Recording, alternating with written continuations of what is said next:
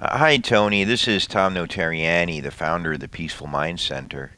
And I watched your very heartfelt Instagram post today, and I felt the desire to respond. What I want to do is just contribute some thoughts to the conversation that perhaps you can use in your podcast later this week. The problem that we're having is that we are looking in the wrong place for the answers. We're dealing with mind on the level of mind. And as long as humanity remains in egoic identification with mind, the things that we're seeing in the world are going to continue to happen. The things we're seeing in the political world and the general world around us are all manifestations of unconsciousness. In other words, they reflect the state of consciousness of the general humanity. As long as unconsciousness remains, these things will continue to happen. As long as the ego remains, these things will continue to happen. And you have thousands of years of history to refer to confirm what I'm saying. So when we talk about racism, we are dealing with mind on the level of mind. Even if we're shouting no at racism, we are bringing our attention to racism and we are breathing life into racism and racism and racism and racism. And it starts to create a home in the mind and then from there create a home in our world. This is not racism. This is unconsciousness. The language of the ego is duality. The ego says, this is good experience, I want more of this. This is bad experience, I want less of this. The self is in boundless equanimity. This is just experience. What is manifesting in the world is not what we intend to manifest. I think it's reasonable to say that probably 97% of us don't want racism, want to live in harmony with our neighbors, want to have a prosperous life, want everybody to be happy, want everybody to feel safe, regardless of where they come from. I think that you can say that fairly. So why is this not manifesting? Well, because we have untrained minds. Because we are still living in our egoic identification with mind, which means simply that we are living as if the thoughts in our minds and the feelings and sensations in our body are us. That is not true. We are the ones that are aware of the thoughts. We are the ones that are aware of the sensations in the body. Just like we're aware of what's around us and outside our body, in the same way we are aware of what's going on inside our body. And until humanity rises to a higher state of consciousness and dissolves the ego, this stuff will continue unabated. Absolutely.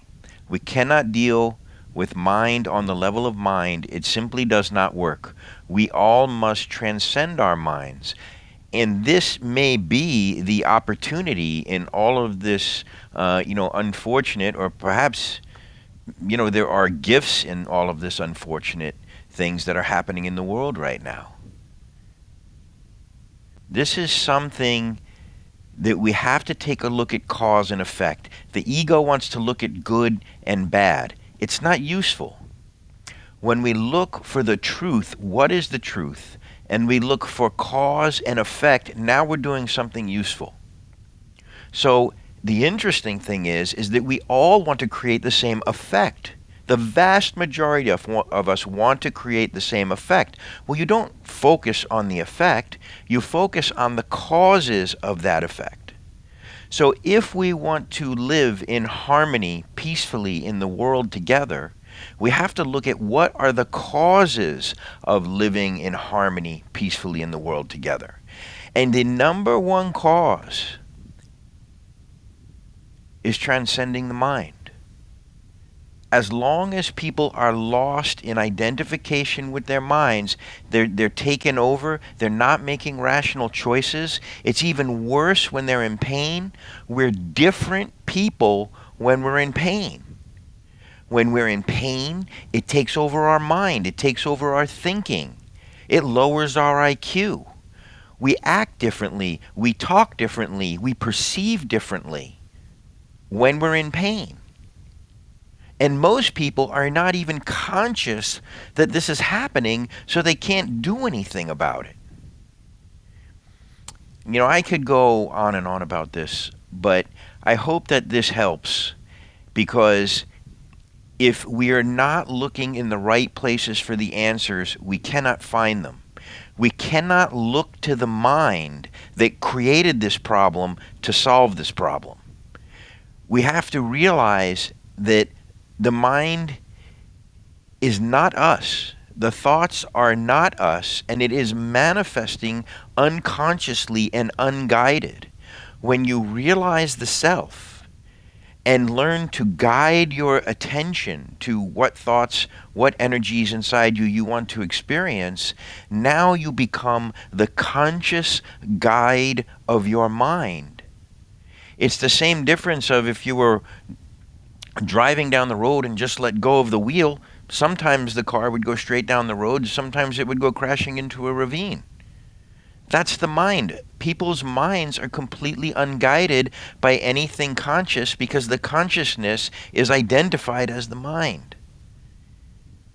Until we dissolve our egos, until we transcend egoic identification with mind and realize the self that is aware of the thoughts in the mind, this will continue ad infinitum. I wish you luck with your podcast, and I really love your wonderful work and your wonderful positive energy in the world. And there is definitely an opportunity here. Humanity is craving peace and the joy of being, and we must teach them how this is possible and how this happens. They are looking to their mind for the answer when the mind is the problem. So, God bless.